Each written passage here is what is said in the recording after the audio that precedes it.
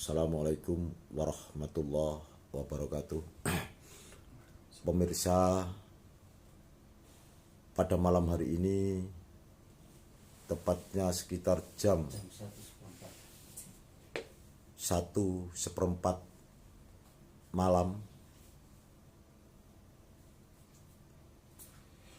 kita menemui sosok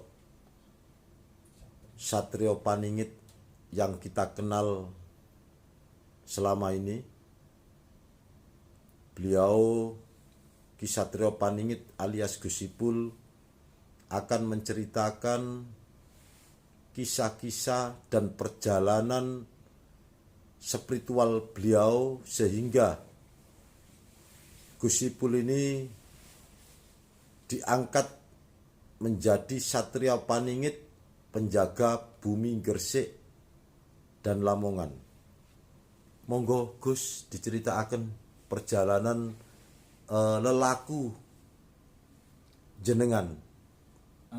Assalamualaikum warahmatullahi wabarakatuh. Waalaikumsalam warahmatullahi wabarakatuh. Pada awalnya dulu waktu saya masih kecil itu saya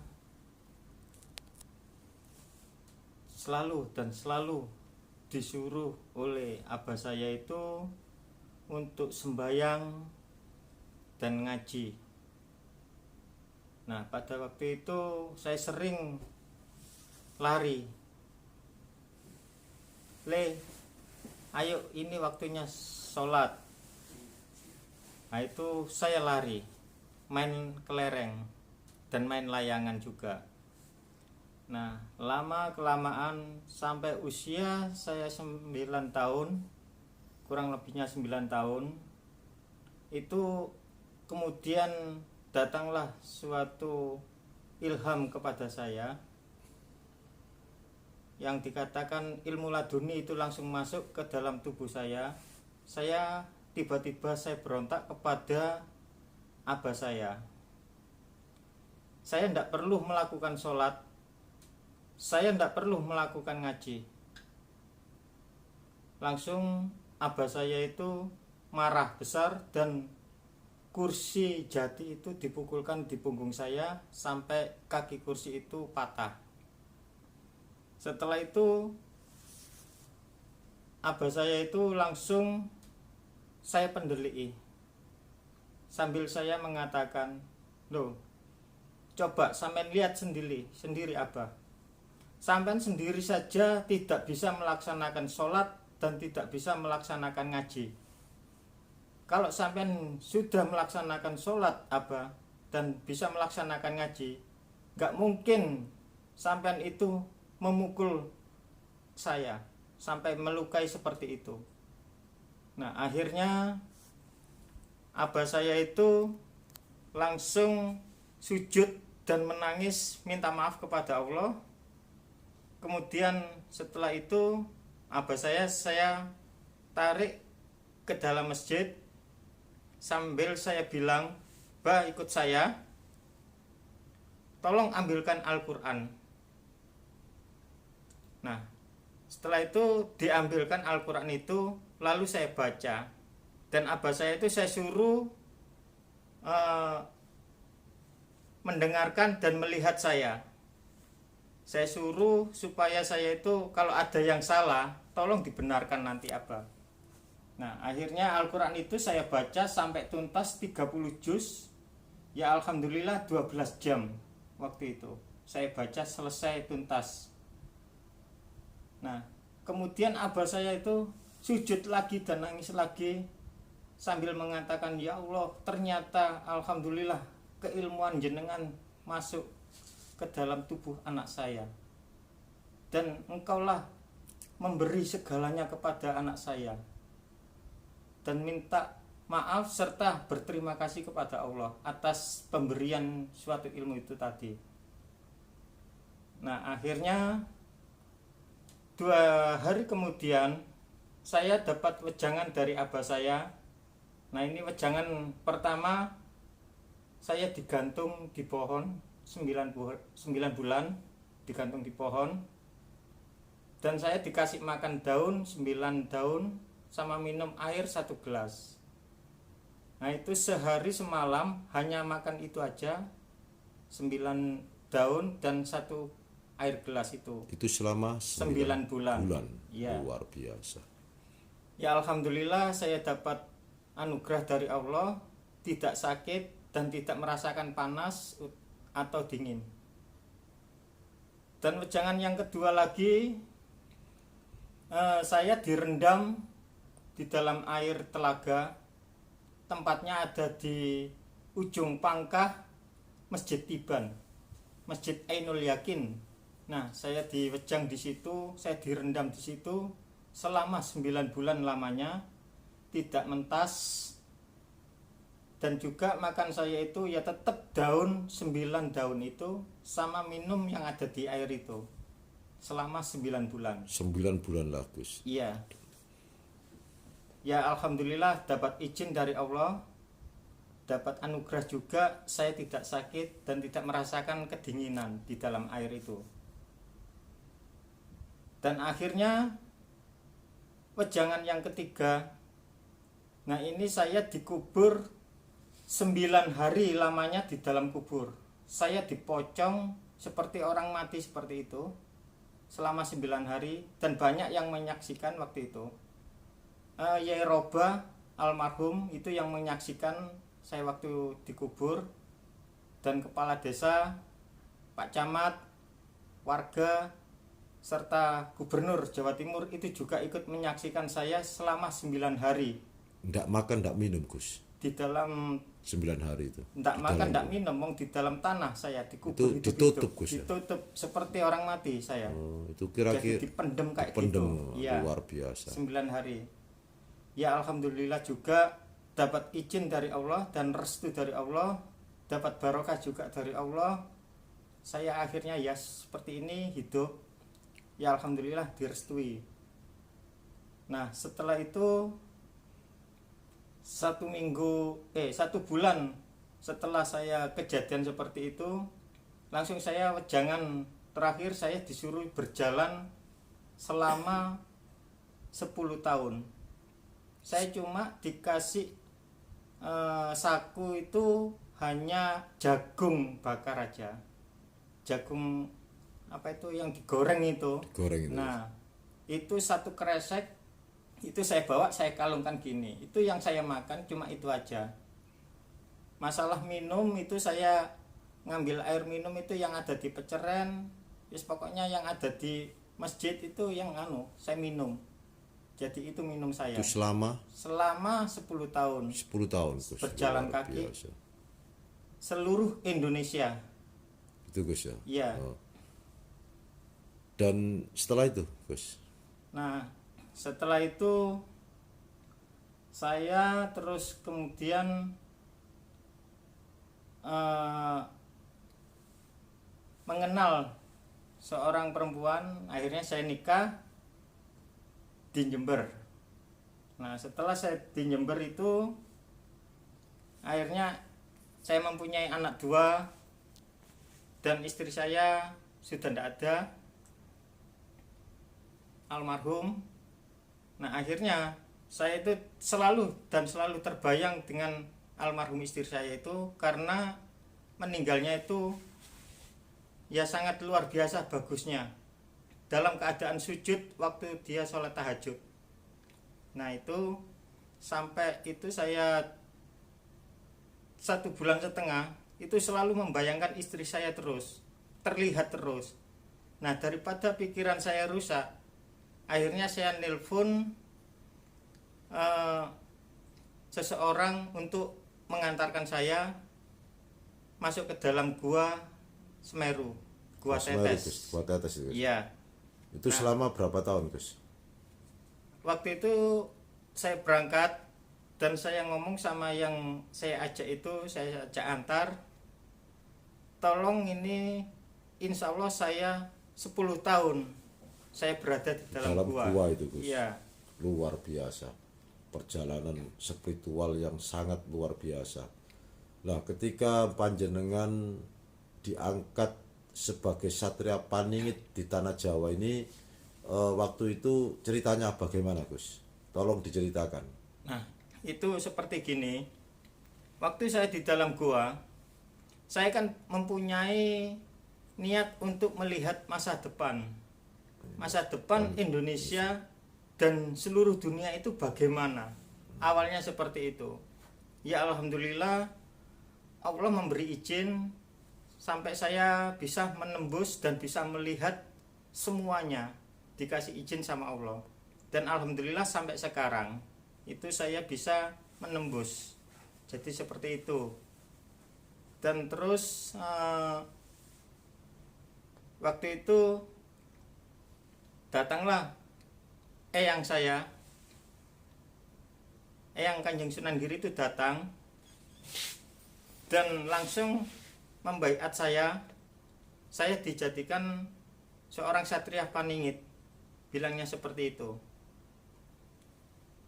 Nah, setelah saya sampai 10 tahun baru saya dibangunkan oleh beliaunya. Ya alhamdulillah saya di dalam gua itu saya ditemani oleh 2 macan putih besarnya seekor sapi.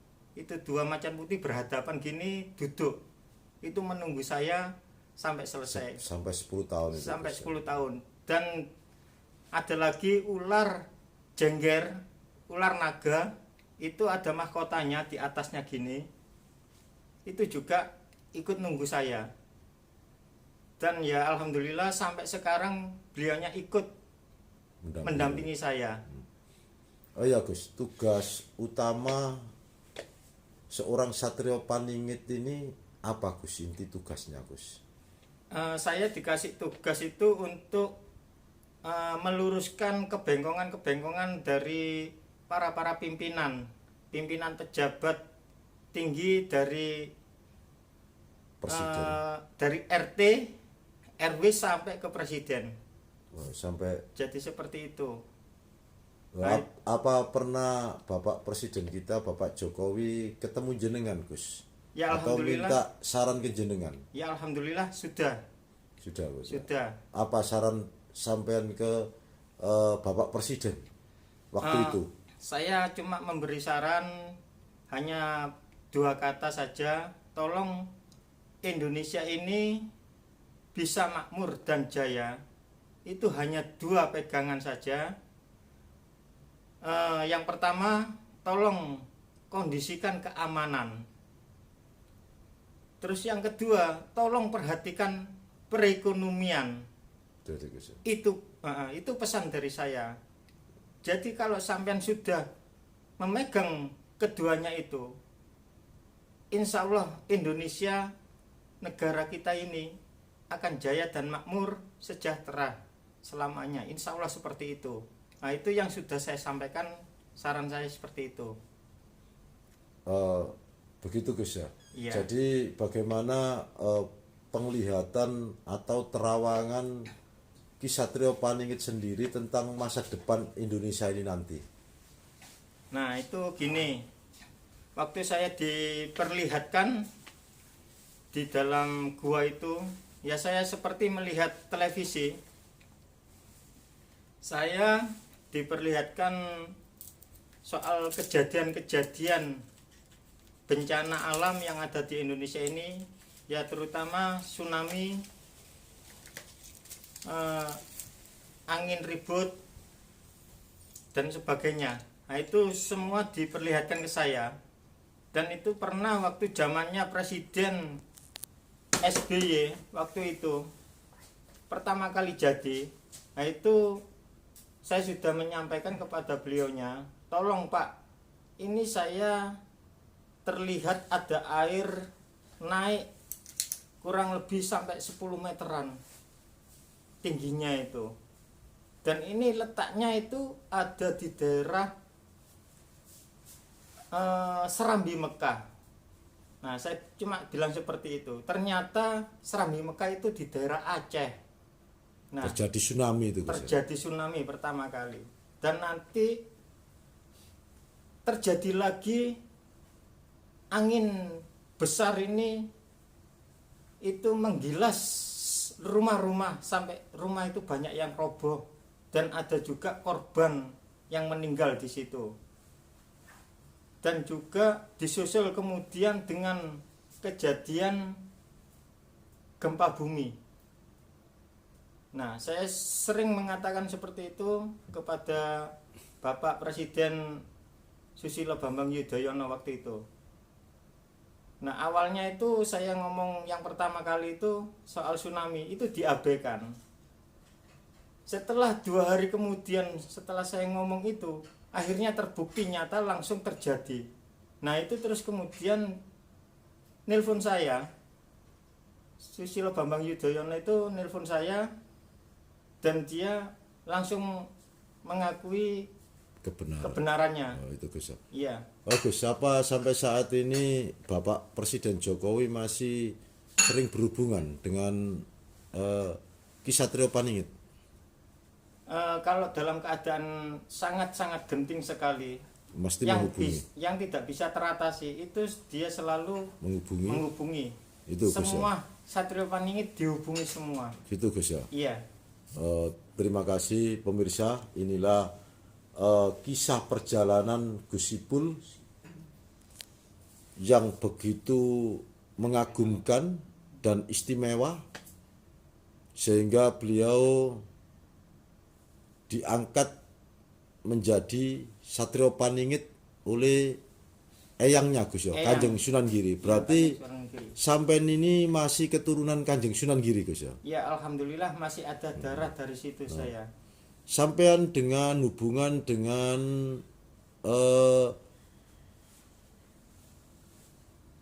ulama besar, dengan Romo Kiai Asrori, Romo Kiai Asrori, ini ada hubungan apa Gus? Kalau Yai Asrori itu misanan sama saya. Misanan Gus ya? Iya, misanan. Luar biasa, teranya sangat jelas Iya. beliaunya ini. Kalau dengan Mbah Kholil Bangkalan ini apa ada hubungannya Gus? Kalau sama Mbah Kholil Bangkalan itu sebenarnya sih satu darah dengan Kanjeng Sunan Giri. Itu Gus ya? Iya. Oh, berarti satu rumpun Gus Satu ya? rumpun, masih ada satu Kalau rumpun. dengan Yai Hamid Pasuruan?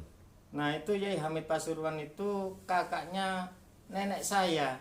Itu Gus ya? Iya. Wah, ada luar biasa. Kakaknya nenek Satria Paningit ini dari silsilah keturunan, beliau adalah masih keturunan Kanjeng Sunan Giri dan ulama-ulama besar yang ada di Nusantara ini. Itu pemirsa, mudah-mudahan sekilas tentang kisah spiritual dari Satrio Paningit alias Gus Ipul ini bisa menjadikan manfaat, pengalaman, juga wawasan bagi kita semua. Terima kasih. Assalamualaikum warahmatullahi wabarakatuh. Oh iya, ini ada Apa, pesan Gus? dari saya. Oh ya, ini beliau berpesan. Apa Gus pesannya Gus? Tolong saudara-saudara saya semuanya, dari agama apapun, tolong ayo diperbaiki akhlak-akhlak kita. Dan selalu ingatlah kepada Tuhan-Tuhan kita semua. Jangan sampai terlena tentang sholat-sholat kita. Dan selalu ayo saling menghargai. Jangan saling membedakan. Itu saja, supaya negara kita bisa aman, tentram, dan insya Allah tidak akan terjadi bencana yang sangat dahsyat. Itu pesan dari Allah Subhanahu wa Ta'ala. Jadi seperti itu. Ya, terima Luar kasih. biasa. Terima kasih. Mudah-mudahan pesan dari beliaunya Satrio Paningit ini bermanfaat untuk kita semua. Terima kasih Gus Ipul. Assalamualaikum warahmatullahi wabarakatuh. Waalaikumsalam warahmatullahi wabarakatuh.